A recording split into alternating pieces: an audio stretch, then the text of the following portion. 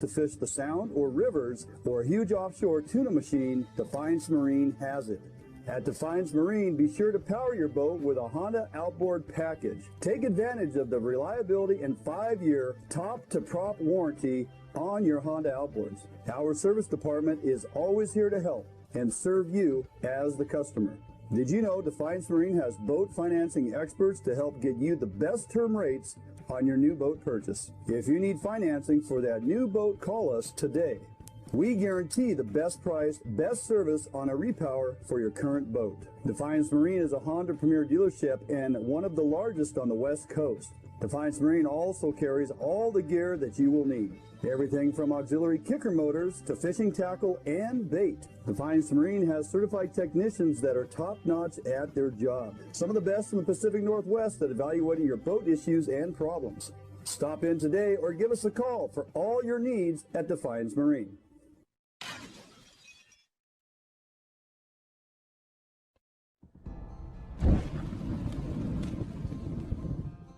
Today, the need for quality private security services is at an all-time high. Contract Security Service provides day-to-day peace of mind as they protect people and property. Here at Phoenix, we provide service for multiple state and federal contracts with services ranging from uniform, patrol, alarm monitoring, canine detection, executive protection, as well as investigative work. Phoenix client management models are built on understanding our clients' security needs and responding with a tailored program that is best fit for them. Phoenix provides excellent customer service through well-trained, highly motivated security professionals. Recruiting highly qualified officers is the first step in building a strong team. Currently, we are comprised of 70% prior law enforcement and military veterans. If you are prior military or law enforcement, go to www.phoenixprotectivecorps.com and apply today. In the Northwest Wild. We've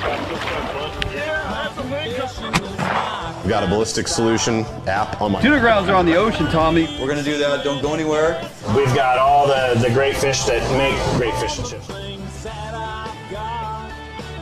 I'm digging in moss bags up in the sand. And after work, a cold beer in my hand. Picking wild berries.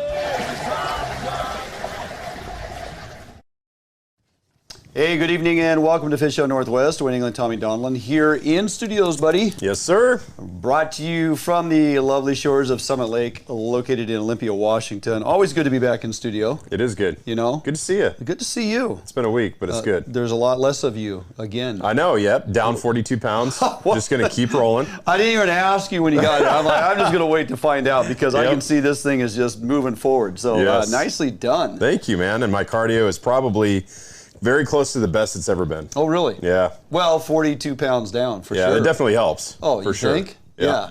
Carry a 45-pound plate around with you all day. Right.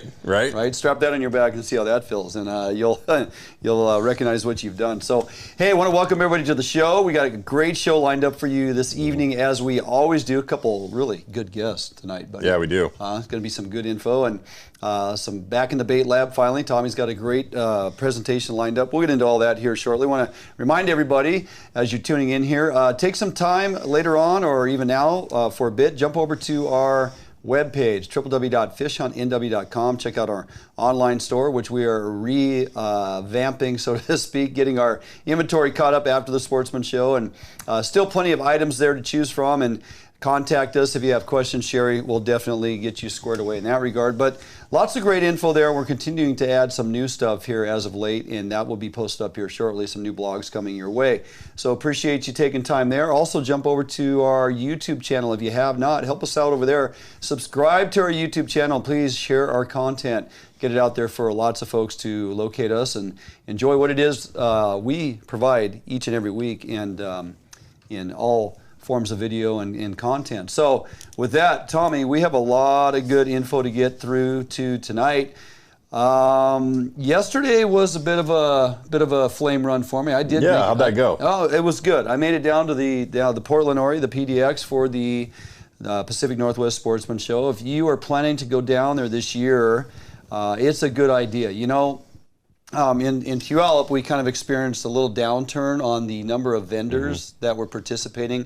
I think Trey Kerskadden had told me they were down about 30%. Yeah, not as bad as the boat show, though. The boat show was pretty quiet. Was it? Yeah, I would say it was down. The vendors were probably down more like 40 or 50%. Oh, wow. And participation was way down. Lots of floor space. Yeah, definitely more people. Yeah. More density for sure at the Sportsman show. The interesting thing is, in regards to Puyallup, not as big a campus area to cover, less buildings to get into, but for those of you who showed up, you came there to spend some money. Oh, yeah. Because it might have been a year or two since you'd been there. Obviously, with Puyallup, it'd been 2 years for sure, because we didn't have one last year.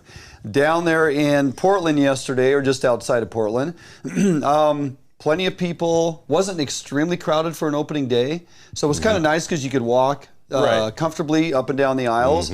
But as far as vendors, man, there were a number of folks there. People definitely were signed back on.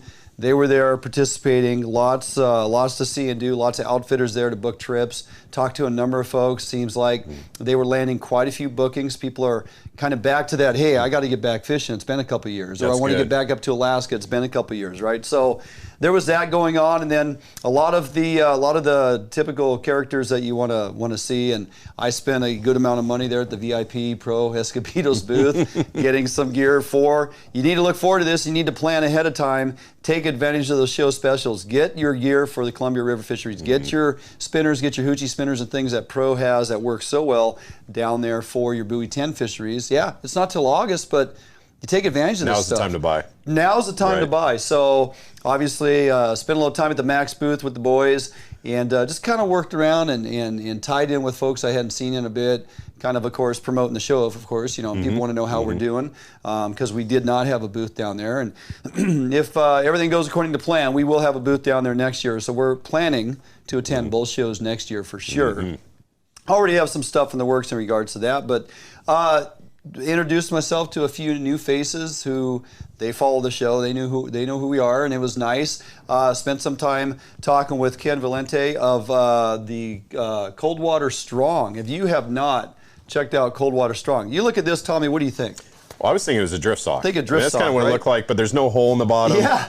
So Ken has the guy is just extremely intelligent. You know, he worked for WDFW as a hatchery and fisheries manager, hatchery manager. Okay, did not know that. For a number of years. He got his fisheries degree. He went to work for WDFW running hatcheries out here, Hump Tulips area and in other areas, Region 5. And a great long history with him, but he's just so doggone smart. You talk to this guy, you're like, this guy's smart. He's kind of like you, engineer brain. So he starts developing a whole lot of stuff. He's got his whole cadre of, you know, jumpers and bumpers and droppers and the swivels and all the things that make you successful on these Columbia River fisheries, not just out of the boat, but for the guys on the beach as well. Really big into an arsenal of really, really high quality gear for the bank fishermen. And the plunking and the multi-lure. And we're actually going to take some time to get with Ken. We're going to go down there for the what is known as the beach party. We're going to do some plunking. We're going to bring that to you. I'm excited about this. Yeah, I've never done that before. That does sound fun. It is a culture, right? I mean, it is truly a culture of folks. And there was a number of folks standing around his booth that I was talking to. They're excited to get us down there because, let's face it, Columbia River, that kind of beach activity, that, you know, the party that is, the plunking that goes on for springers even, obviously, is a lot of fun, can be a family event. And yeah, I know guys have been doing it for you. I have done it, but I want to take it to this next level. I want to get down there and watch these guys get opportunity at catching these springers with no boat or whatever, right? So it's just had a really long conversation with Ken and all the products that he's creating. He's got some new stuff coming out, guys. It's going to blow your mind. I mean, he was showing me this stuff, Tommy, that he's getting all ready for release here in the next few months. Absolutely caught me off guard. I was like, oh my God, that is like revolutionary. He's got the breakaway flasher releases. He's got, yeah, that was pretty cool. Yeah, so, but more stuff coming that just is like, it just makes too much sense. Yeah. The evolution of fishing, right? It's like what we were doing 10, 15 years ago, and I had this conversation with a few folks here at the show. The evolution of fishing has made us so much more efficient as recreational anglers. When they give us a quota-based fishery, we typically knock it out of the park. We're our own demise. There are oftentimes our fisheries well, they'll say the numbers, we've hit the quota, and so we get, we got to get off the water. But the fact is, we are getting pretty good in consistently catching fish when we have opportunity, wouldn't you say? Yeah. Well, you got to be efficient too, right? So, I mean, think about when, when I first started saltwater fishing as a kid on Puget Sound, it was a hand crank manual 10 fathom downrigger. Yeah. Okay. Yeah. And that was a slow go. Like usually, in a lot of cases, the fish was to the boat before I could get the downrigger ball up. Yeah. You know what I mean? Yeah. And now we've got high-speed downriggers. We've got electric reels for halibut. And people will make fun of me. Oh, you're playing video games, right? Oh, look at you. Like Ian Winder, little strawberry shortcake out there. Yeah. Oh, you're just playing video games. And you know what? It's just jealousy because you are so efficient that you do not have to keep the first halibut that comes over the rail. Right. You're looking for the bigger models, right? And it allows you to do that. And every year there's something new that comes out that makes us more efficient at this game. That is truly the key too. These innovations do equal efficiency and equals more time in the water. When you're fishing 800 feet, do you want to spend the majority of your time going down and coming up with hand crank, or do you want to get up and down at a decent amount of time and get your presentation down where the fish are, right? Because that drift only goes for so long. Yep. And if you spend half the time trying to get, so anyway, but just the evolution in this stuff, I mean, Ken is cranking out some great stuff. We got more to do with him in the future. A lot of it from a tutorials perspective, because we're doing some of these fisheries anyway. I want to start utilizing his stuff. I've seen him on the periphery here for the last couple of years and looked at what he was doing going, this guy is on to something here. I finally had time, because I made it down there, to go talk to him, because I wasn't there last year. So to track him down and have a great conversation, just start to, going to work with him. Really good stuff. Cold Water Strong. If you haven't checked him out, look him up online. I'm telling you guys, no matter what type of fishery you're doing, there's some things that he's creating that is applicable to your fishery, and you're going to have us working with him more in the very near future. Also, ran into the drill bit bait spinner king of the world. I'm standing there, and all of a sudden, here comes smiling Mike Surdick, just rolling on through and I'm like, what are you doing down there? I thought Ray Marine wasn't here. And he's like, well, we're not. I go, well, you're wearing the shirt. He's like, I heard there was a knuckle buster for sale. Yeah, good point. Yeah. So we had a great conversation. Looking forward to that CQ opener. Looking forward to getting out on some springers. He assured me we are taking the Allied down to the Columbia, and we are going to be catching some springers. So looking forward to that. Things to look forward to. We're going to get into that a little later in the show as we run down an opportunity of things to come. Springers is on the mind of many as of late here, Tommy. It always kind of culminates around that Portland Sportsman show. Really start generating that conversation about springers and, hey, have you been out yet? And, is anybody catching any yet? And we're going to cover some of that, too, with Mark Yuasa tonight. Yes, we are. We're going to get into that and some projections of what's going on. So we got that to look forward to. Yeah, and so before we get there, we've got a free fishing weekend coming up. And free is always good. Free for who? Free for anybody, absolutely anybody in the state of Oregon, right? Oh, in Oregon. This weekend. Okay. Yeah, not here. Okay. But in Oregon, February 19th and 20th this weekend. Gotcha. It's free to fish. And you can clam, you can crab, you can fish. You can do it all. So they got their free fishing weekend over President's holiday, President's Day weekend. And as you said, no licenses are required, right? No. And no tags. So two-rod endorsement, you don't need to have that.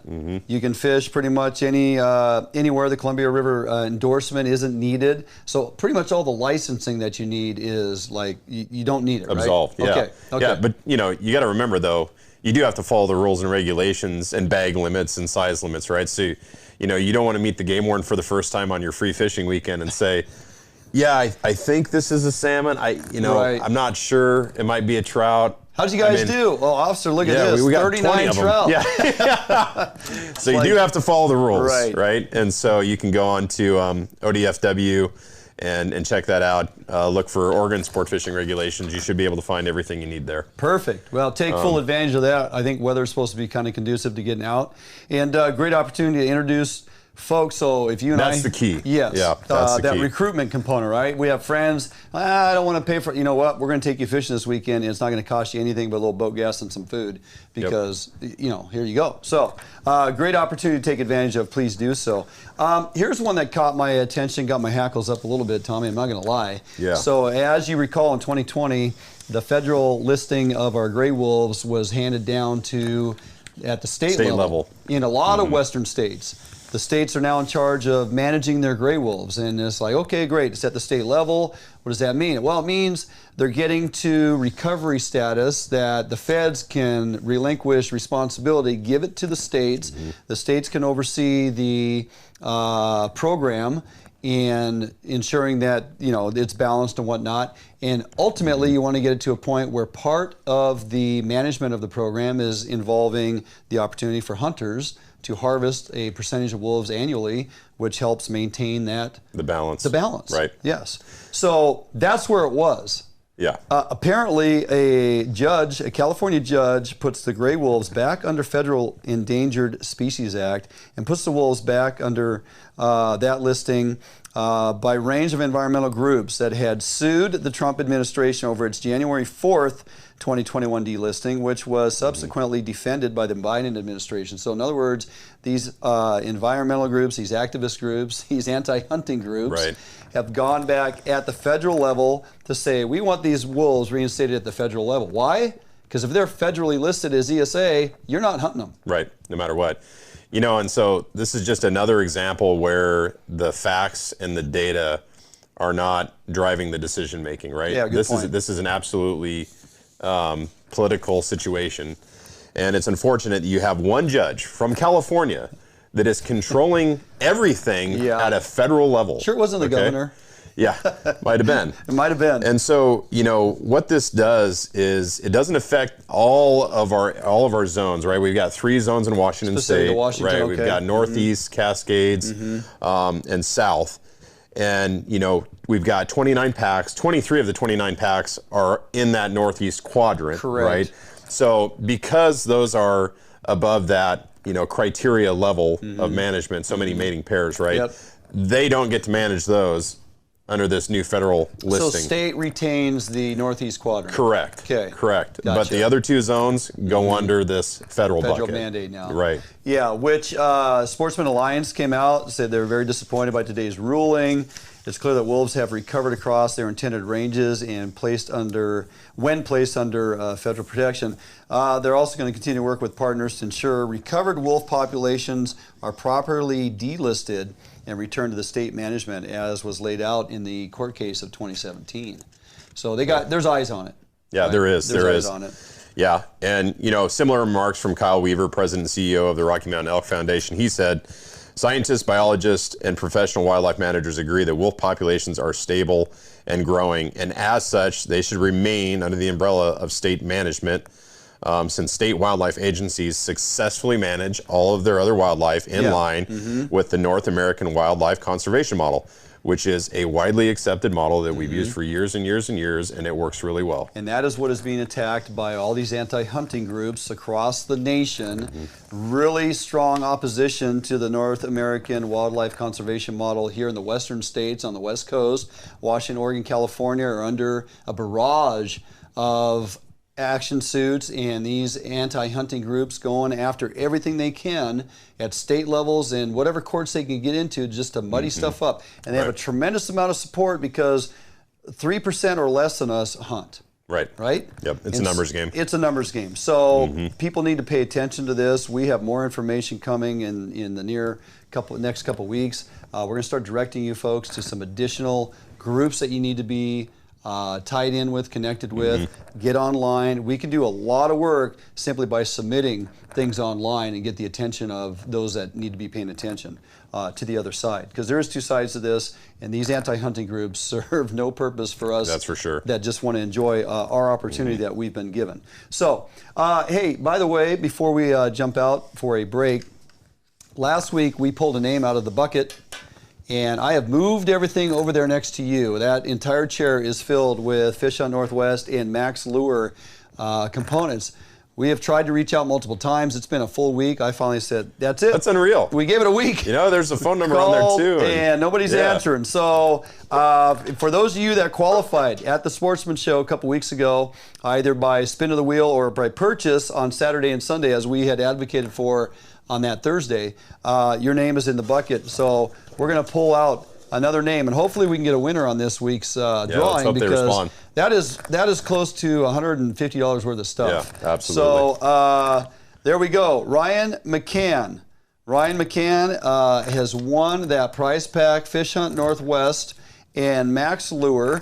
And I got his phone number right here. And if he doesn't reach out or respond here on the show during the show this evening, then we will reach out to him after the show. And hopefully, all right, Ryan, if you're watching, you can please reach answer out your to us. phone. Yes, but please answer your phone if we do call you. So Ryan McCann, you're going to win all that stuff sitting right there in the chair next to Tommy if we're able to get a hold of you. Okay, moving on. We have a great show lined up, a couple great guests, not strangers to the show by any means. Running down the show, Tommy, we're going to first jump in with Troy Black, owner of Blacky's Guide Service, winter into early spring Lake Roosevelt Trophy Kokanee and Trophy Triploid Rainbows. Troy will get you dialed in for success. Then, of course, none other than the man himself, Mark Yuasa, WDFW Communications Consultant now. That's a big, new role. fancy title. I love it. Yeah. WDFW Communications Consultant. Mark is here to give us an update as to all that is going on and what you need to take advantage of. And trust me, there is a ton. Then, my friend, we are going to put the focus on you in the bait lab. Fish Hunt Northwest Bait Lab. Our own Tommy Donlin is back in the bait lab, presented by Sportco and Max Lure, to get you ready to go Blackmouth fishing on this reopener here next week. Looking forward to it. And then after that, we'll come back, we'll close out the show. We'll re-announce Ryan's name if he didn't catch it the first time. We're going to give away this packet, and we have a few other things to go over before we get out of here for the evening. So lots to look forward to, lots of conversations to have. Don't go anywhere. We can jump out for a couple-minute break. We come back. Troy Black, Blacky's Guide Service, is going to be on the phone with us right here at Fish Hunt Northwest. Sportco, an outdoor emporium, is the largest local outfitter in the Northwest since 1975, providing thousands of people affordable outdoor gear. This summer, make your next outdoor adventure more affordable by shopping at our warehouse-style pricing. We are a local Scotty dealer, offering sales, service, and repair. Located in Fife and Seattle, come visit us today. The outdoors await you.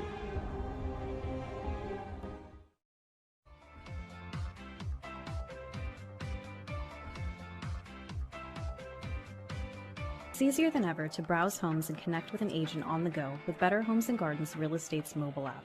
With the app, your home search is synced across all of your devices, so you can pick up your home search anytime, anywhere.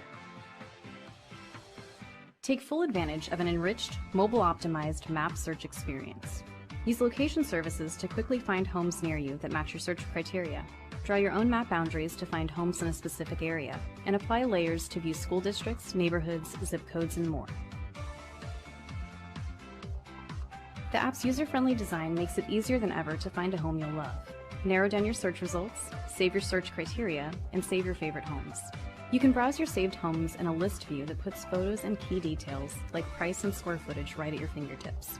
Or check out your saved homes displayed on the map.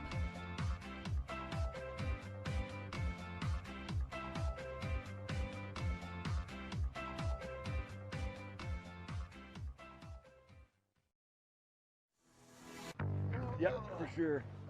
Oh yeah, big fish. Yeah, buddy. Nice fish. Oh, beauty. Gorgeous fish. Bobby's on the board. We got a good one. Oh yeah. Oh, oh. No, geez, come on. Nice fish. Nice fish.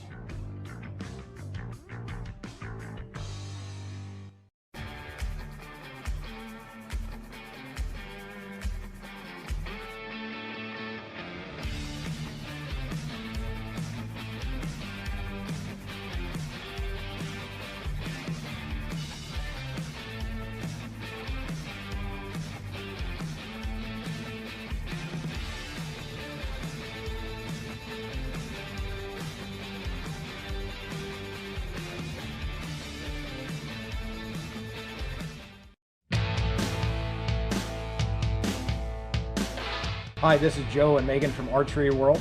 We have 4 store locations. We are at the Lacey location right now. I just want to highlight some of our camping gear. We have Mystery Ranch packs. We also have trekking poles. We have crispy boots. We have 6 Hour optics. We carry Havalon knives. We carry Garmin products as well. So it's not just archery. We want to try to make this one-stop shopping for you guys. And so if you need it and it puts you in the outdoors, we probably have it. So come down and see us.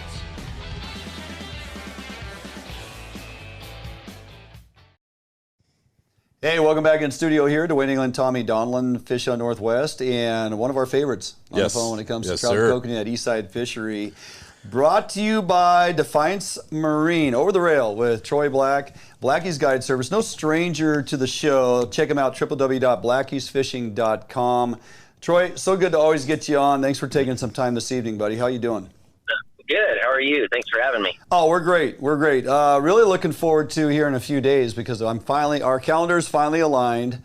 That's right. Fingers crossed and God's blessings we're not going to get blown off the water on Monday. But me and our buddy Matt Messing, because Tommy can't make it with me, but Matt Messing, Mess Around Fishing Charters, he's actually going to come fish some fresh water, Tommy. Oh, that's good. Yeah. This is horrible, though. I've been looking forward to this trip for a while. I know. And I can't make it. I know. We'll get you over there. We'll get you over That's there. what you said last year. I know. But, Troy, let's face it. Yeah. Here's the deal, Tommy. Tommy, you just text me when you can come, and we'll kick Dwayne to the corner. There you go. Awesome. All right. Amen, brother. I'm all good with that. I see what's going on here now. Troy, you are pretty well dialed when it comes to locating and finding these big kokanee and those nice triploids over there at Roosevelt. For those unfamiliar, maybe a little history. Where do these bigger kokanee come from, and why are they there? Okay, well, there's a little history of the lake. There are 3 subspecies of kokanee in the lake. The smaller, 16 to 19-inch fish, and they're built like a sockeye. Those fish come down river from Lake Coeur d'Alene and migrate into the lake. Those 18 to 20, 21-inch fish that are nice and sleek looking, those just a little bit bigger than the Coeur d'Alene fish, those are actually Canadian fish that migrate down through the system, through Kootenai Lake and everything else. Wow. And then you have the resident native, well, I guess you call them native, the resident kokanee. Those are those 18 to 25-inch big jumbo footballs. Yeah. And those are like I said, the resident fish. And so, doing research with the tribe for the last 2 or 3 years, GPSing these fish and, trying to help out there. They found out that, the Canadian and the Coeur d'Alene fish are tributary spawners, but the resident fish are in lake spawners. Oh. Yeah. So, yeah, it's really interesting. So knowing that, it kind of gives you a little bit more information on where you want to target for June, July, August. Those fish start to stage and everything like that to go up and spawn in September. So, but that's a little bit about the kokanee of the lake. We tagged the fish last spring, 2 springs ago, about 5 miles up lake from Keller Ferry, the first week of February. They observed that fish went all the way down to the dam. So that's another, 16 miles or so. Hung out for a couple months, swam all the way back 140 miles up lake towards Kettle Falls. And in October, turned around and came back down lake.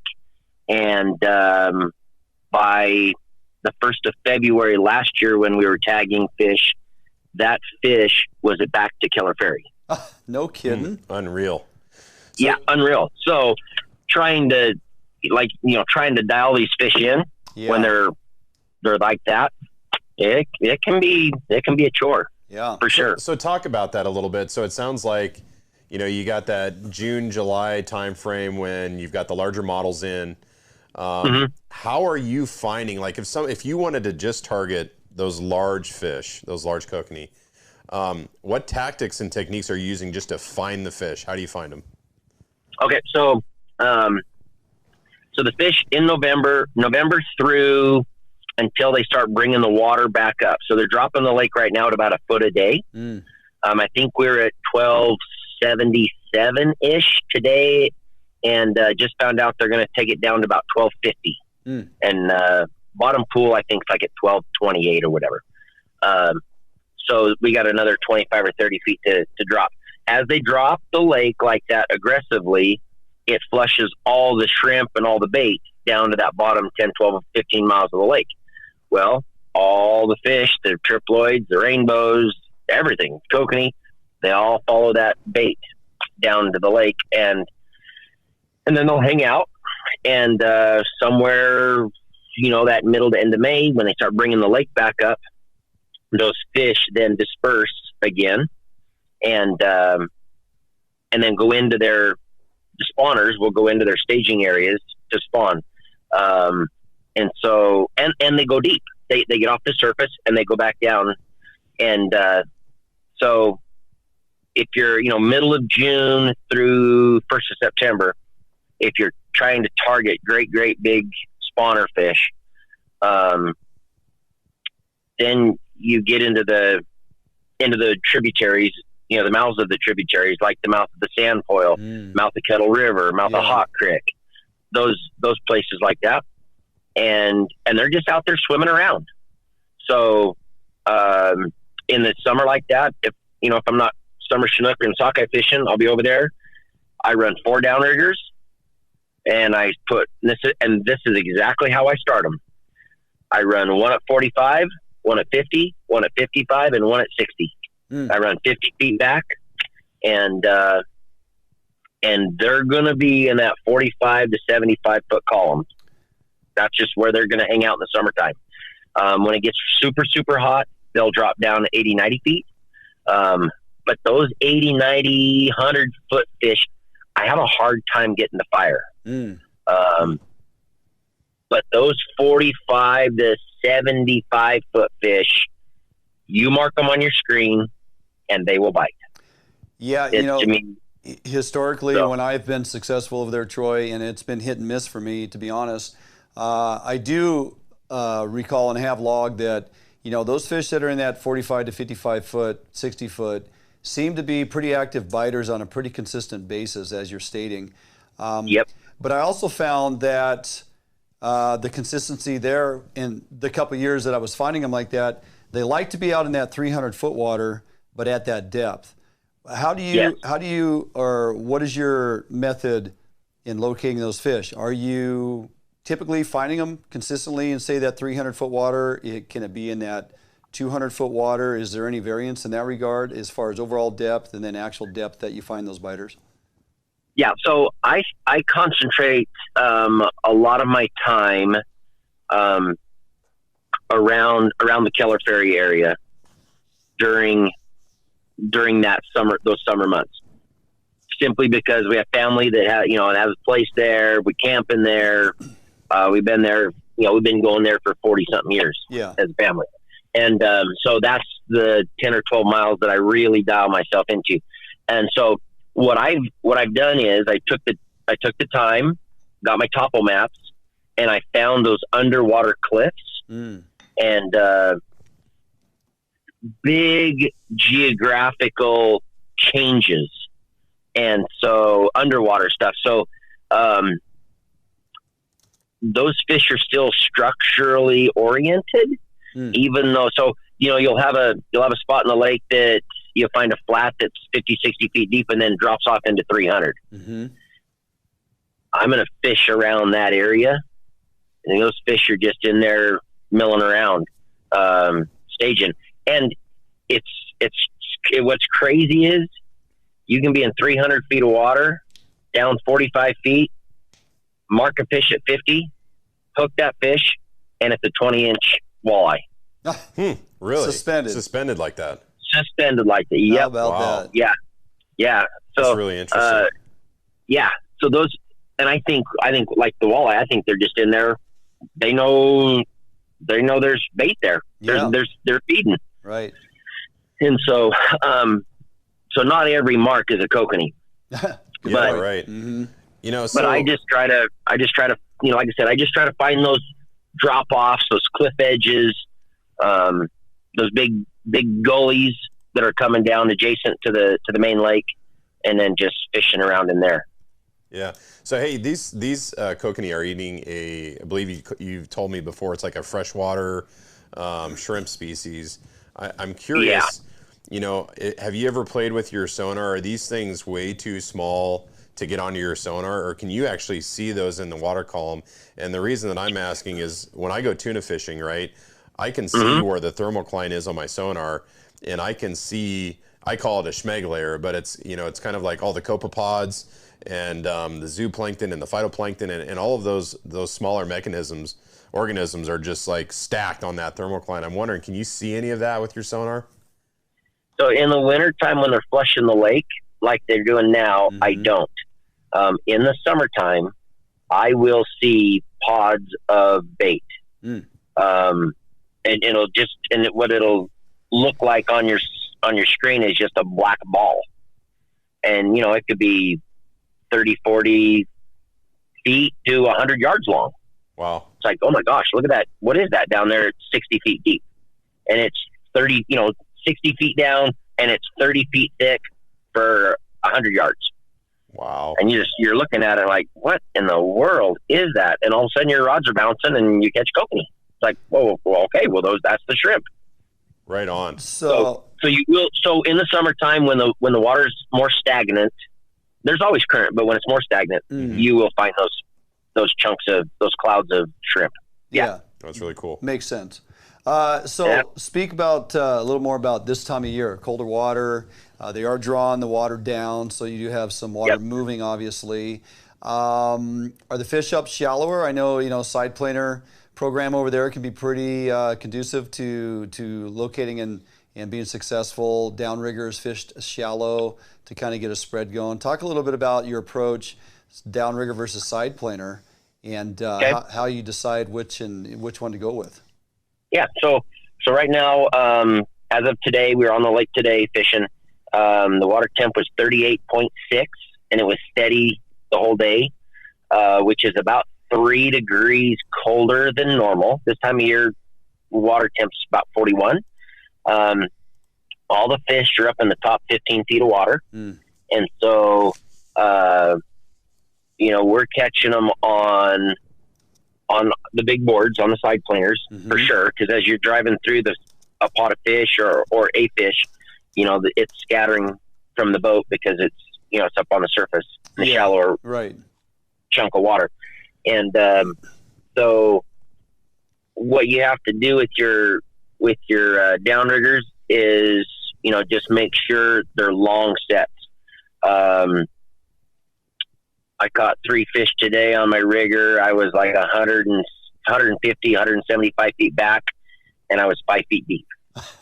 Wow. That's crazy. But I wasn't getting bit, and I wasn't getting bit at 100 feet.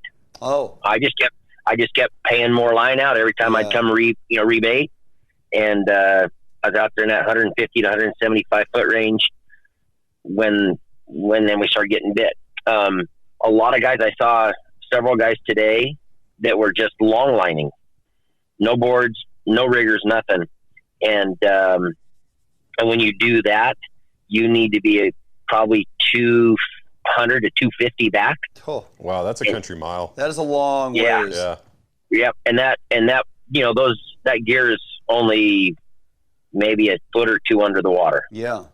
Wow. Yeah. That's crazy. So you talked about the stray walleye that was lost and you hooked in that, you know, 40 foot water column or so. Can you know, you're also catching triploids out there. Can you talk about kind of the difference in approach between kokanee and triploids? Like, are the triploids just a bycatch? You're catching them on kokanee gear, or do you actually, you know, change your methodology when you're targeting them? No. Yeah. I always run in my set today, like for example, today, my crew, you know, wanted to catch kokanee, but they were totally happy catching triploids and rainbows. And so I always set 2 specific rods, specific for trout. a little perch rapala or a fly with a night crawler. And the kokanee will hit those. Yeah. But when a kokanee hits those, he's always a jumbo. The biggest kokanee we've caught so far this season on my boat in the last 2 weeks was a 23 and a half inch kokanee, and he hit a fly with a night crawler. Oh, wow. And so people tell you they don't hit worms. Right. They don't fish Lake Roosevelt because they'll hit a night crawler. Yeah, that's a good point. Yep, they hit night crawlers. And if they'll hit a night crawler, guaranteed he'll be over 20 inches. Yeah. He'll be a monster. Interesting. So I always have those two rods out. It keeps people busy, and it lets me know if I'm in fish. Because the kokanee and the triploids are in there mixed in together. Okay. As they start to school up. Right. The kokanee on the lake are super nomadic. They don't school up through, during the regular season. Right. They school up as they start flushing the water and take the water out of the lake. Then they have no place. They have no place but to get schooled up. So that's my barometer. If I'm getting bit, the trout are in there, the triploids are in there hitting my trout gear, then I know I'm in fish, and I just need to keep working around the area. And they'll hit the kokanee gear too. So, but if I have strictly triploid trips, rainbow trips, then I'll run, more flies, night crawlers, different scents, and we speed up a lot, 1.8 to 2.2, 2.4.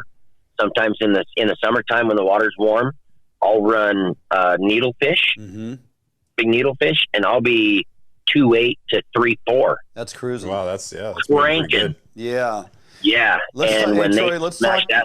little bit about that speed and how it equates to your trolling and in your decision-making process in regards to that. So this time of year when they're flowing water, I mean, we get some pretty good current cranking down the lake, right? So as they're dropping that water, so that increases current speed. Is your approach on that? Obviously, if you're going against current, your gear is very active. If you're going with current, you got to exceed that current speed to engage your gear and get it to do what it's designed to do. So there's the idea of going with or against current. Indoor, do you at times or not troll perpendicular to the current, because then your gear for the most part is working, and you're covering, sometimes you're actually covering more ground with those and getting it in front of more fish because of the way the fish are traveling. What's your thoughts in regards, or how do you actually gauge and make up your mind which direction you're trolling and how? Yeah, every day on the lake is a little different. Okay. Some days they want it against the current, and some days they want it with. Now, today, every fish I caught today was going up lake against the current. As I went down lake, never got a bite today. No kidding. And so I put that into play. I mean, we got that 20-inch kokanee today for that gal, and so I spun around and worked the area, every time I went down with the current, couldn't get bit, spun right back around, and you get bit. What was your speed difference if you think about that, going up or down? So what I try to do is I'm trying to stay in that 1.3 to 1.5. And I will catch both species. If I'm up in that 1.6 and faster, I won't catch any kokanee, but I catch all rainbows. If I'm down below 1.3, I'm down in that 0.9 to 1.1, 1.2, I won't catch any rainbows. I'll catch all kokanee. Interesting. So what I found over the years is my sweet spot for getting both fish is that 1.3 to 1.5. Okay, and write that down. And with that said, that also depends on the bend of your dodgers that you're running, like the teardrop type dodgers that you can bend and manipulate. And so I like a pretty aggressive kick on mine. Gotcha. I know some guys barely put a bend in theirs. So in order for me to, if I'm going to go downhill like that, then I know I need to crank her up about 1.6-ish downhill to get my gear back to swimming like I like it. And so but every day's different. I mean, Monday when you and I are over there, hey, they might want it all downhill. Gotcha. And you're like, really? Wow. For 5 days you wanted it uphill, now you want it downhill. Yeah. Yeah. Hey, we're gonna run up against a break here. Before we get out of here, give me your top 3 colors of lures and color patterns for Dodgers. Pink, orange, and orange and pink. Yeah, there you go. How about that? Love it. I kind of figured it would be in that general vicinity. And if you want to go crazy on them, you're right. Throw something chartreuse at them. Okay. But pink, orange and pink combination, and you've got it dialed. Whether you like, Max, Rocky Mountain Tackle, or Shasta, or whatever your preference is totally cool. As long as you're running those 3 colors, you'll be in the money. And I know we're at the break, but the name of the game right now is cover water. Yeah. Because the fish are migrating, they're not holding. Gotcha. So just put the miles on, you'll bump into them and you'll catch them. Fantastic. Always very good information with you, Troy. That's why we keep having you come back, because you're so forthcoming with the good intel to help people be successful when they make the trek from the west side over there and enjoy the day. So, hey, looking forward to Monday, buddy. Finally going to jump in the boat. Can't wait. Going to make some good content with you to bring back to our viewers. And really looking forward to that. So appreciate you jumping on. He's Troy Black, everybody. Blacky's Guide Service, www.blackiesfishing.com. Look him up, book a trip, do yourself a favor. Troy, I will see you Monday. Have a great evening, my friend. Okay. All right. See you guys. All right. Take care. Bye. Good night. Have a good one. There you go, Tommy. Everything you need to know and more. I know. To get it dialed in. I think that's part of what draws people to kokanee fishing is it's like this Rubik's Cube that's always changing, right? Yeah. You always got to figure out the approach to catch them, and it can be different on any given day. It's ridiculous. I mean, the depth that they travel being different, that's interesting.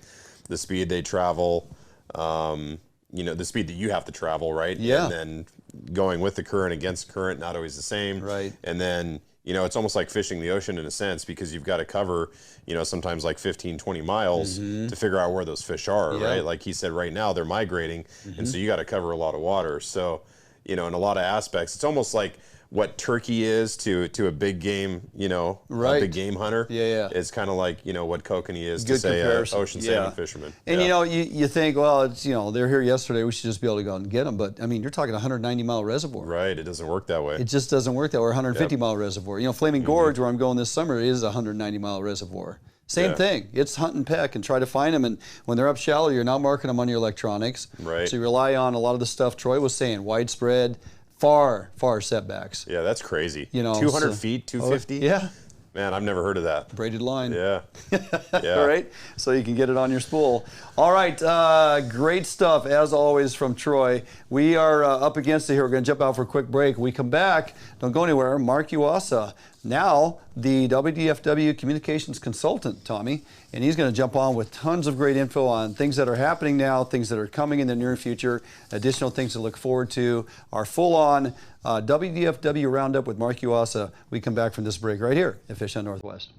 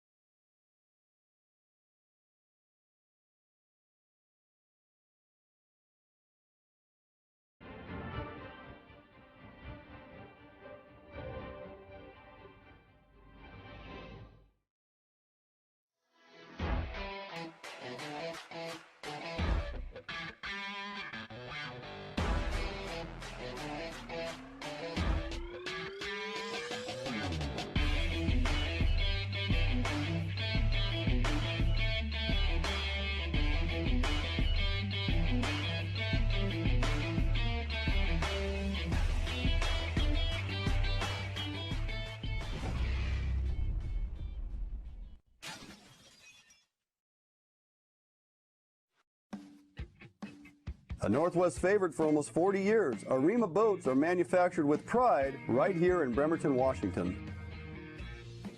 Arima Boats offers all of our boats with Honda outboard packages so that you can take full advantage of the reliability and 5-year top-to-prop warranty from your Honda outboard.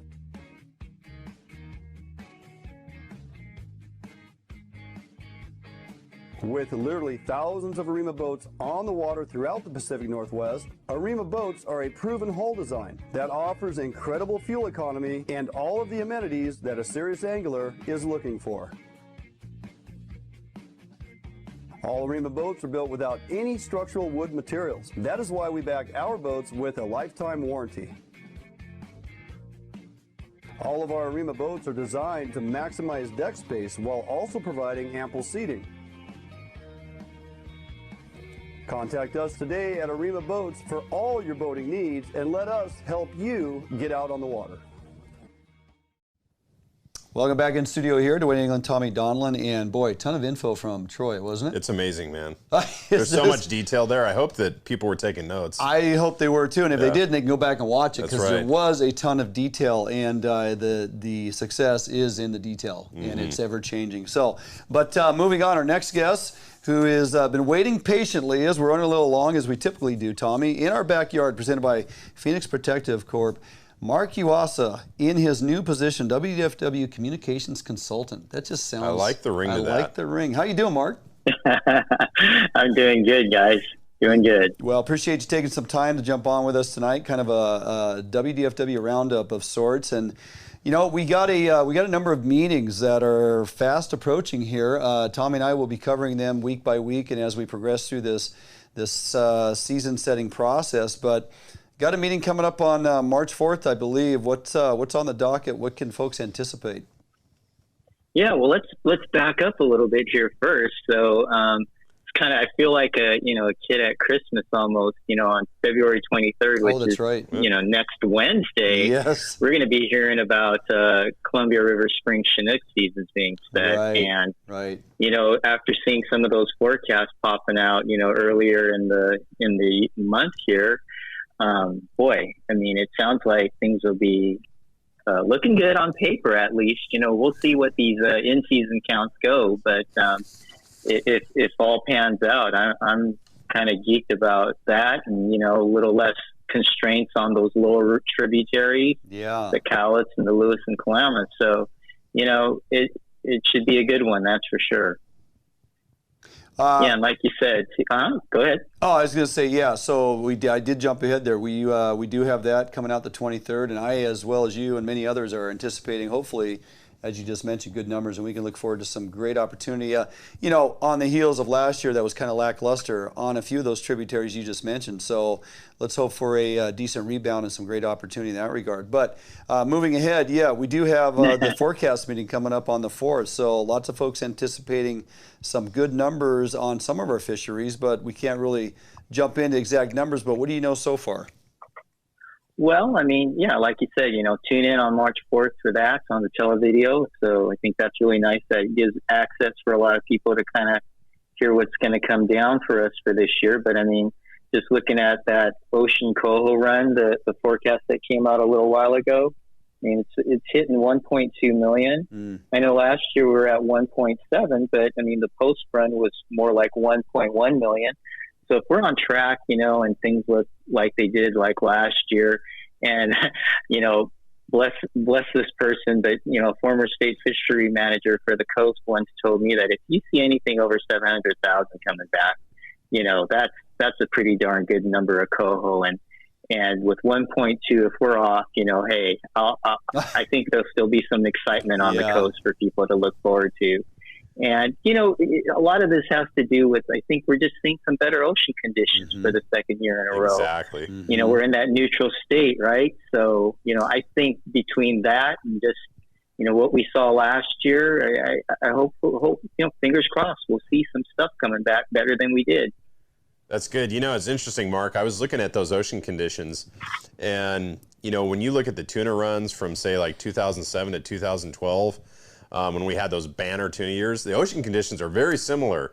And so I was kind of disappointed to see, you know, we had really good ocean conditions last year, but we didn't see the tuna run that we were supposed to see. So I'm hoping that the tuna show up again. Yes, I got to mention that. Right.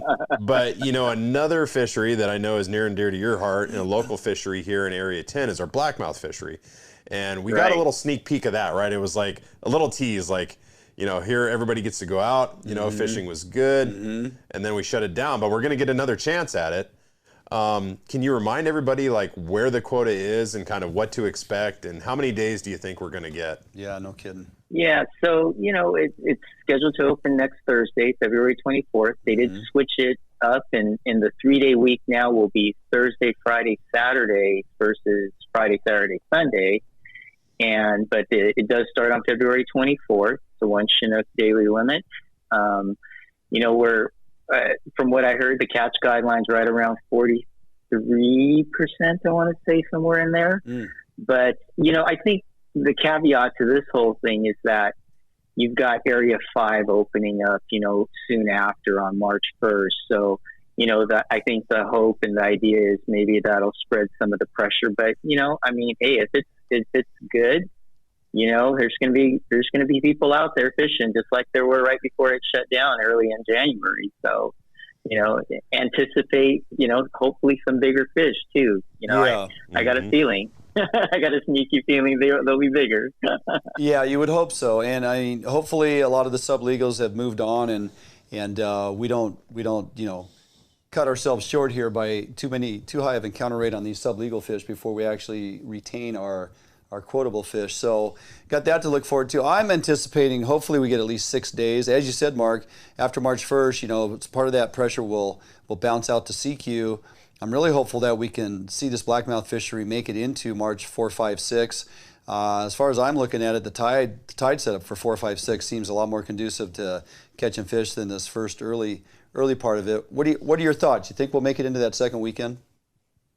Yeah, I'm pretty confident we'll get there. I mean, when I was listening in to the sport advisory meeting, you know, they were anticipating that, you know, that's pretty safe to say we'd get 2 weeks for sure. But, you know, who knows what happens after that? You know, fingers crossed that, you know, hey, it goes a lot longer and we all surprised, you know. Right. And this is that time of the year, like you had said, you know, those shakers start moving out of the Central Sound area. So let's see if that really comes to fruition. And then, you know, God, the guys fishing Area 13 too right now, man.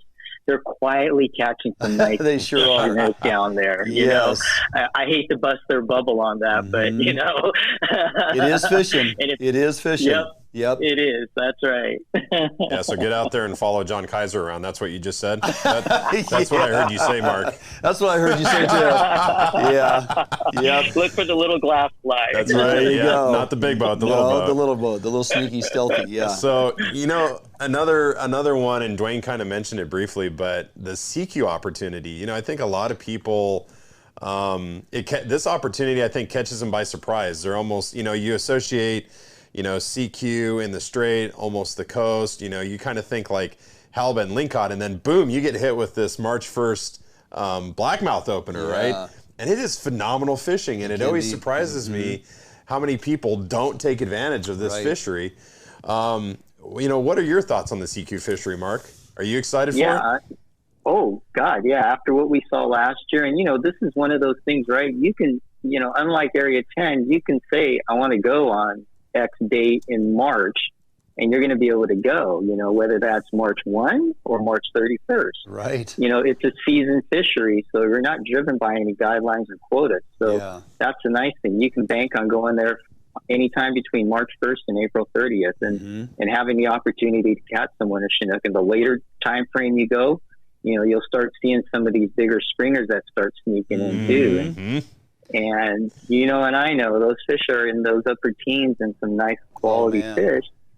And like you said, Tommy, I mean, then you get to mix it up. What is it, around, you know, middle of March 12th, if I'm correct, for lingcod, you know, just across that other side of the CQ River in that 4B area. So, you know, the opportunity up there, you're just don't be surprised if you're not the only one up there. You know, I mean, there's going to be people up there. But, you know, the other thing to that, and I always want to make people aware, is that, you know, we did have a couple of landslides on Highway 112. Yes, we did. And so you're having to take the bypass road, but, you know, it'll take you only 15, 25 minutes longer. It's a little more, you know, not a smooth concrete road as you might think. You know, you have to deal with some logging trucks. A little careful, yeah. Yeah, you get there in one piece, and that's the main thing. You get on the water, and it's still the same fishery. So yeah, that's pretty exciting. Been hearing some rumblings that is supposed to hopefully get opened up or cleared up. Have you heard anything in that regard? I'm sorry, what was that? That the landslides are going to be cleaned up and the road should get back opened here sometime. So when I talked to Brandon Mason up there at Mason's Olsen Resort, and he had said this was 2 weeks ago that they already got the permit out and everything. They were supposed to start construction work on that last week, I believe, and they're targeting for the end of April. And I know that doesn't really jive much with people trying to go up between now and or March and then, but you know, I mean, like I said, you know, it's a little inconvenience, but you know, I know some other guys are just going to boat up there too, but you know, that's a long boat ride if you don't got a big boat. Oh, that's true. And if it's nautical too, it's if an it's even longer nautical, ride. it'll be a little bit of bumpy road there. So, hey, we're going to have some early spring here. We got some bottom fish opportunity coming up too. What are your thoughts in that regard? You know, it's looking good for the coast. I mean, you know, guys are gearing up for that. I mean, you have a lot of opportunities again. I like the way the seasons are all set up for halibut now compared to how they had been in the past year, you know, and you've got a little earlier start. I think it's April 7th for inner Puget Sound and the Eastern Strait. So that's going to be nice. And then, you know, you got the May openers out there on the coast.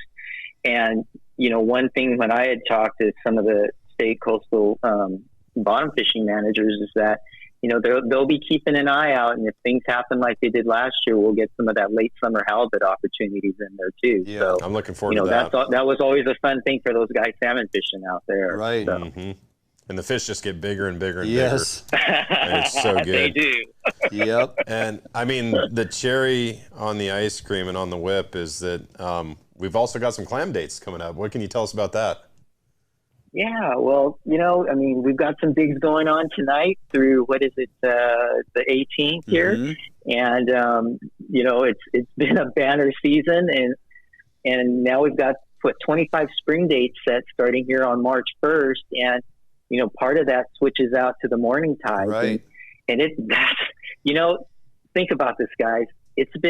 We didn't get it last year because of the marine toxins, right? And you think about the year before, and we got cut short because of COVID. Right. So it's been a long time since we've been able to have a full-on daylight, low-tide spring dig. Yeah, so that's a good point. I think there's a lot of people chomping at the bit for that one. I've been seeing on social media saying, finally, you know, and things like that. So, you know, I'm excited. The clams have just been super nice all winter. So, I mean, you know, nice-sized clams. The average has been better than 14, and the limit's 15. And I think what brings that down a little bit are some of those stormy nights. So you know, you can't blame anything outside of a storm, you know, for not being able to get a limit. So that's good. Yeah, you know, morning to early afternoon digs, daylight hours, and nicer weather. Get out of these stormy weather patterns. You know, a little better to get kids out there on any of the weekend days you get, and just. Yeah, it becomes more of a family event when we get into this little nicer weather and daylight hours. So definitely good to look forward to. And I mean, we're not shy of like 50 million clams out there with 25 million accessible. So that's a beautiful. We might have put a dent in it a little bit this last year, but boy, there are a ton of clams, aren't there? Yeah, I think when I last saw it, it was through early February. We're at 5.1 million, which isn't even anything close, right? Yeah, so you know, we got a long ways to go. That's crazy. You know, time for me to get out there. Yeah, Tommy needs to get a clam gun in hand. So, well, Mark, appreciate the info. Appreciate you being in your new position, and we will be tapping into that as a resource on a regular basis because you are one of the men in the know in the Pacific Northwest and keep us abreast of all things going on. So we really appreciate your efforts.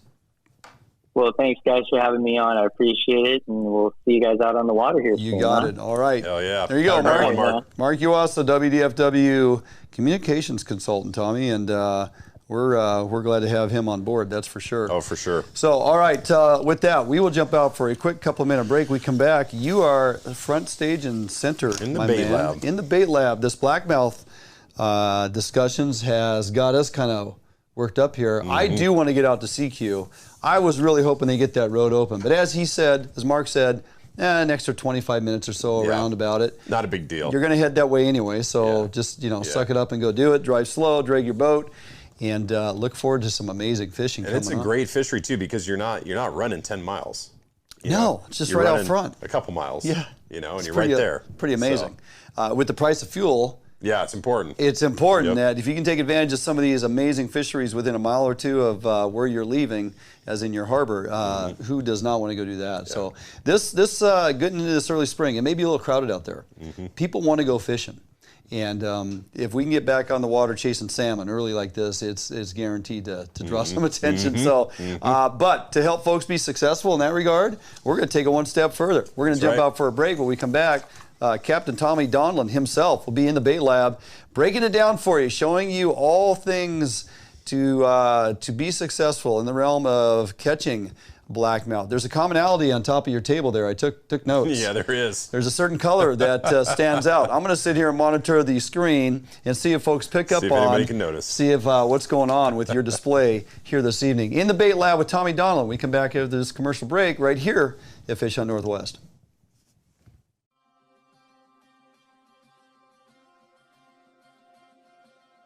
Allied boats are built by West Coast fishermen for West Coast fishermen.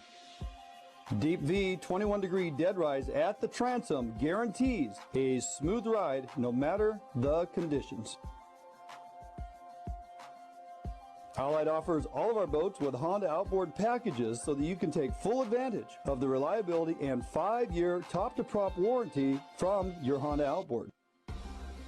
Allied boats range from 19 to 32 foot in length, so no matter what type of heavy gauge boat you are looking for, we have it for you. All of our Corsair 21 foot and larger designs come standard with reverse chine that is welded inside and out with no extrusions below the waterline, so that you will never have to worry about corrosion problems down the road. Get out on the water today in a boat that you can trust and enjoy with Allied Boats. Contact us at Allied Boats today to learn much more about our incredible fishing machines. New days, new beginnings, new friends, new loves, new dreams, new goals, new scenery, new job. No matter what the next chapter holds, Better Homes and Gardens Real Estate will be there to help you find the new that's right for your lifestyle at any stage of your life. Better Homes and Gardens Real Estate. Expect better.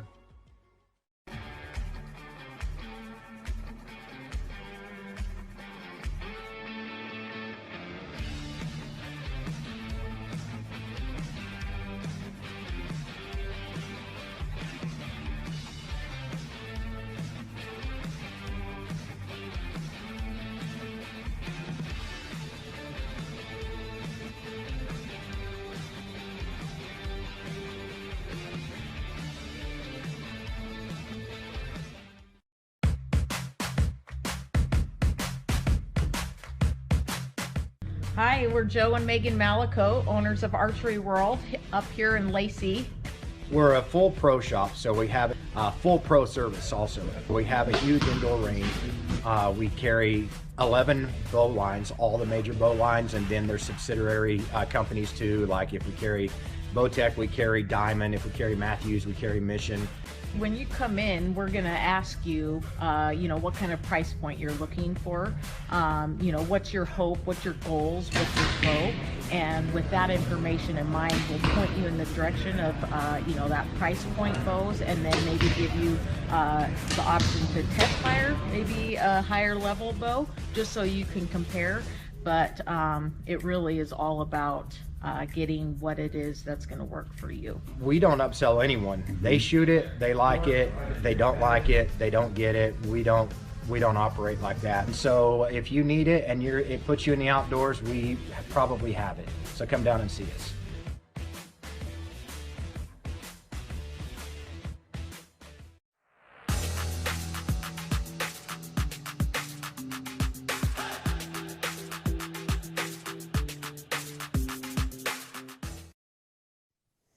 Hey everybody, welcome back to Fish on Northwest.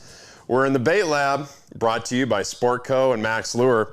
Hey, we're going to talk about blackmouth fishing tonight and all of the rigging required for blackmouth fishing. We got some really resident, some resident Chinook out there that are absolutely hungry. And if you heed this advice, you're going to put fish in your boat. Trust me. Now, as you look at the table, you're going to see a lot of a couple colors, but you're going to see a lot of glow and you're going to see a lot of green as you look across the table. Now, I had a chance to give some seminars at the Seattle Boat Show, and when I was there, I stopped by the Pro Troll booth. And so you're also going to notice that I picked up some of the latest and greatest that they have to offer in their flasher lineup. And so, one of the things that I want to point out here, and anytime I'm fishing blackmouth, this is I'm pretty religious about this. You have to at least have, 50% of your flasher should be glow, right? Now you can have some of those other features on your flashers that, different Mylars, kind of the moon jelly style, red racer's really popular, especially when we do have a San Juan fishery. But you want to make sure that the glow is present, right? One of the other things that Pro Trolls come out with, which I think is absolutely genius, and I do think it's an important factor, especially when you are fishing deep water, especially when the water clarity isn't great, is to have something that, provides an extra flash, right? And so with these flashers, you've got now a blinking light in the middle of the flasher. These last about 80 hours. You can replace them. You can also buy their stick-on models, which last up to 200 hours. But if you think about it, and you think about, just putting a light off the dock, right? When we go squidding, what are we doing? We use lights, right? That collects basically the basis of your food chain, right? All of those phytoplanktons, those zooplanktons, and then the bait fish show up, and then the bigger predators show up, everything from salmon to pinnipeds, it doesn't really matter. So it makes a lot of sense to be able to put off that light in the water column to attract the fish. And do I think it matters every day? No. But I absolutely think that when you're having a really tough day, and the fish are scattered or they're just not biting, it's something that a little bit extra that are going to bring them into your spread.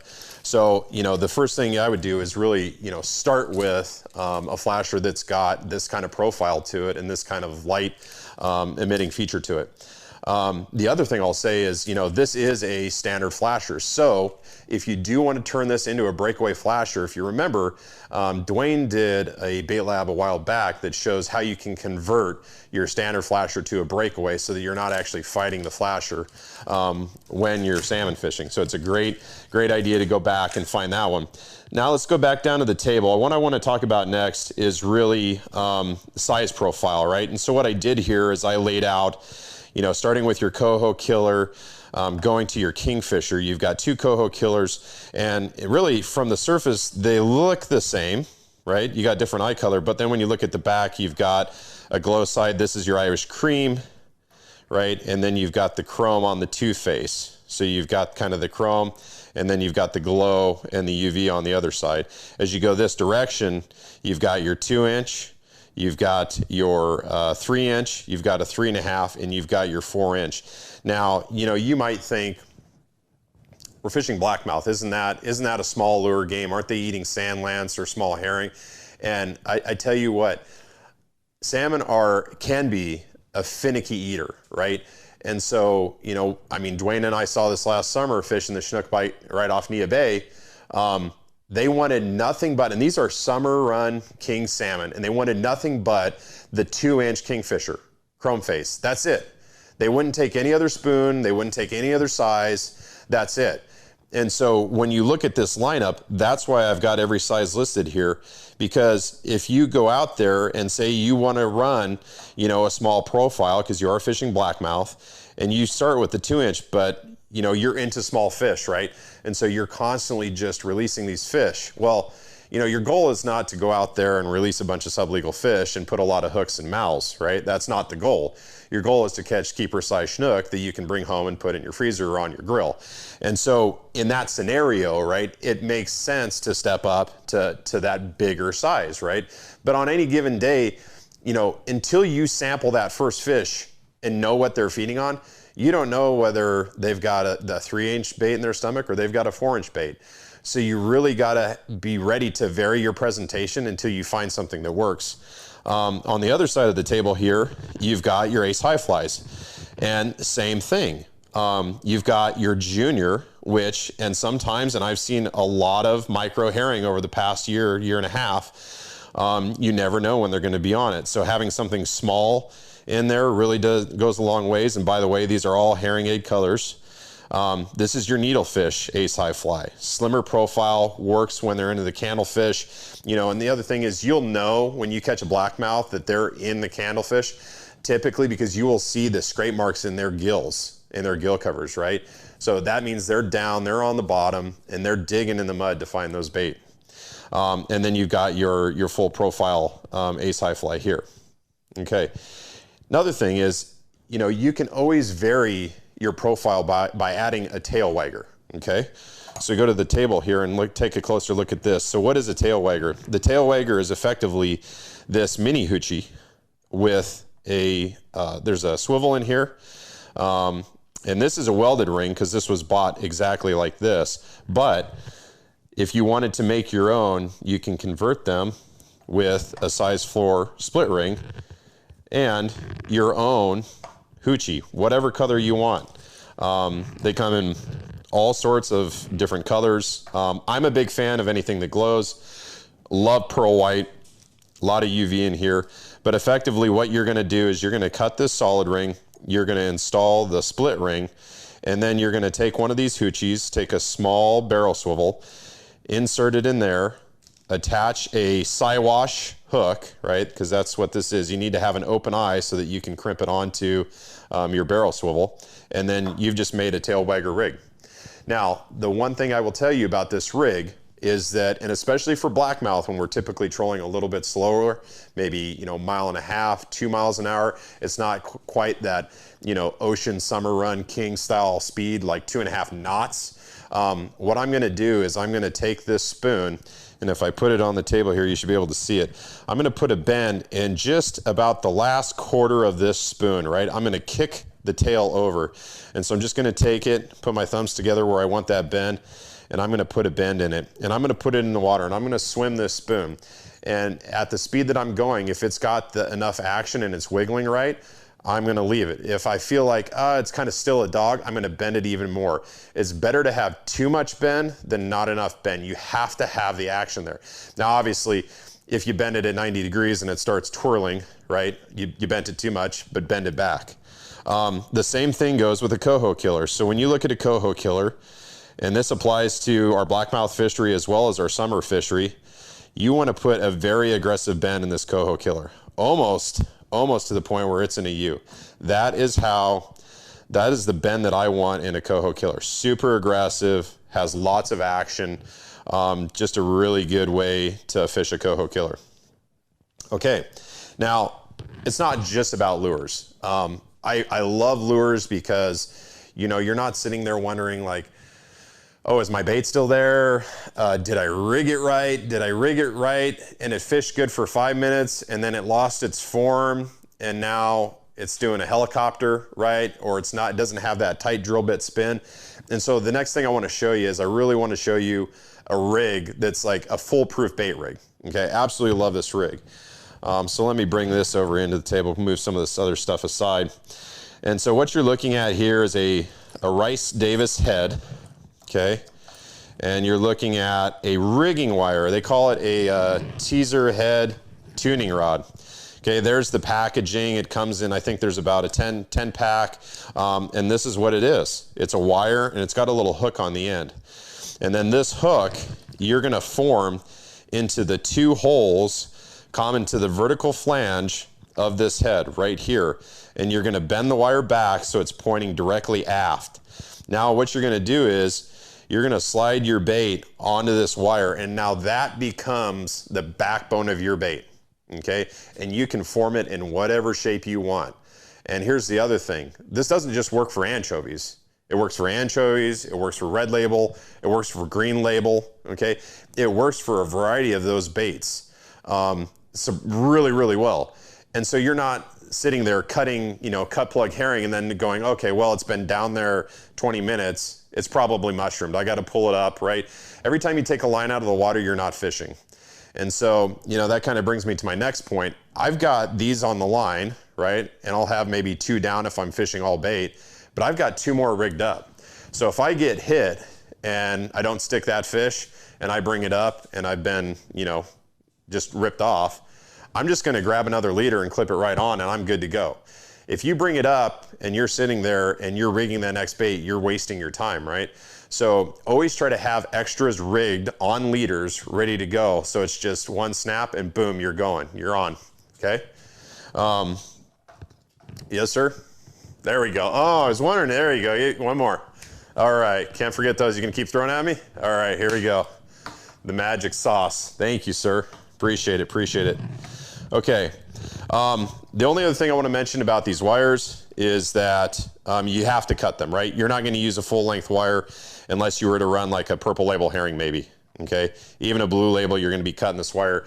You don't want it coming out of the skin, okay? So keep that in mind. So that's the bait rig right there.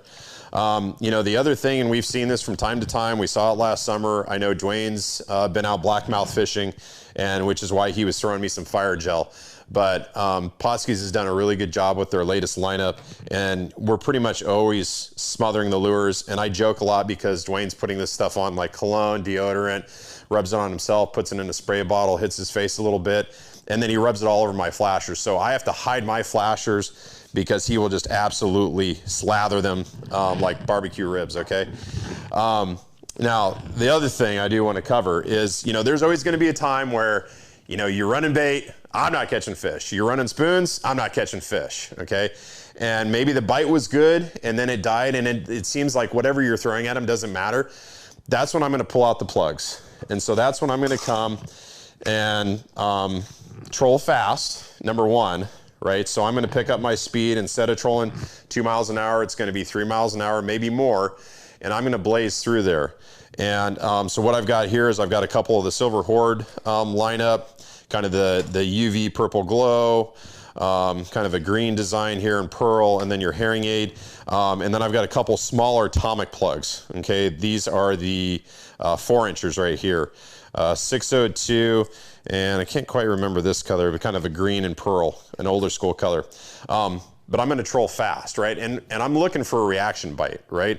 I'm looking to put something that, you know, covers a wide swath, moves back and forth, and I'm gonna try to put that in their face to try to get a reaction bite. Kind of a totally different profile than something that looks like a wounded bait, right? With, you know, your hoochies, your ace high flies, your spoons, you're putting them behind a flasher. You know, the hoochies in particular, you're rigging with 40-pound test or greater because you're really trying to get that wounded bait roll out of the presentation. That's not the case with these plugs, right? With these atomic and Silver Horde plugs. These things swim, right? It looks like a live fish. And so what I do is I try to cover a lot of area, see if there's some place where the fish are that I didn't think of, and it gives me an alternative when nothing else is working, and you can kind of get that aggression bite instead of that, you know, wounded fish bite, okay? So kind of keep that in mind. And so, you know, with that, these are the tactics that I'm using when I go blackmouth fishing. You know, heed this advice. These tactics work really well, excuse me. You know, hit up Area 10 coming in a couple days. We got CQ on March 1st. It's gonna be phenomenal. Make sure you get up there and don't go anywhere. We're gonna be out for a quick break. We're gonna come back, we're gonna close out the show. Defiance boats are built without any structural wood materials. That is why we back our boats with a lifetime warranty.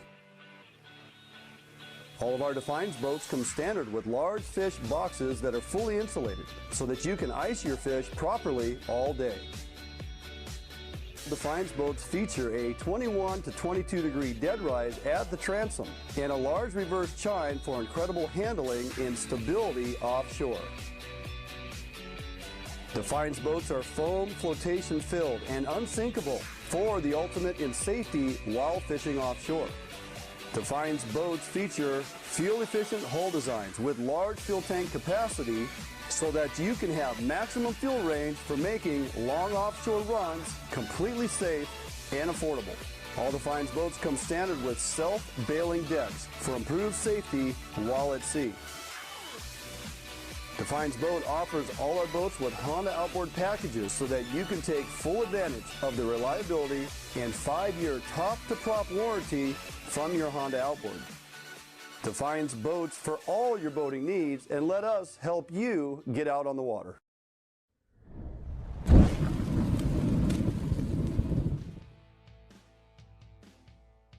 Today, the need for quality private security services is at an all-time high. Contract Security Service provides day-to-day peace of mind as they protect people and property. Phoenix Protective Corporation strives for excellence. Above all, Phoenix security officers are managed by leaders trained to inspire and encourage greatness. Here at Phoenix, we provide service for multiple state and federal contracts, with service ranging from uniform, patrol, alarm monitoring, K-9 detection, executive protection, as well as investigative work. We here at Phoenix are looking for highly motivated individuals to apply. If you're a vet, retired or active, and would like to work with us, please apply. All right, welcome back in studio as we close out the show. Nicely done, brother. Thank you, sir. I think you covered the gamut in there. I certainly tried. And nice that you got your hands on some fire gel. Mm-hmm. Yeah. I put that stuff on everything. I know, we talked about it before the show. I know. And then it was like, wait a second, I didn't put it up on the table. Wait a second. We're talking hardware. We got no scent in there. That's a no-go for me. So anyway, yes, hopefully that inspires a handful of you to get out there and chase Blackmouth with some of the tricks and techniques Tommy displayed in front of you, because trust me, they do work and they will put fish in your box. So with that, Mark kind of mentioned it. We got some North of Falcon meetings and meetings coming up. North of Falcon process will be starting here pretty soon. It rolls out with the preseason forecast meeting.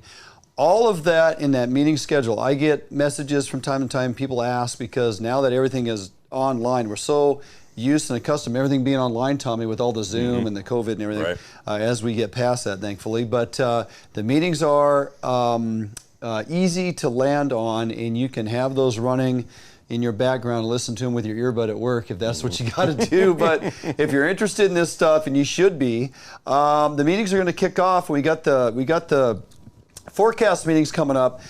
Go to, you can simply Google 2022 North of Falcon public meeting schedule. It's just that easy. Just Google 2022 North of Falcon public meeting schedule, WDFW, and when you type that in, it basically prompts you right to an option. You click on that, it opens it up on the WDFW page. It has the entire schedule lined out on a calendar, kind of a moving calendar for you. You can click on any one of those meetings. It prompts you to the next page, and then it says register. And all you're doing is having them send you a reminder email of when that Zoom meeting is going to be. So you can get on that schedule, and you can click as many of those registers as you want. You're going to get that reminder. You're not going to miss any meetings. They can be completely out of your area. We used to have to travel to all these. I would drive a couple hours to go sit in and listen to these meetings.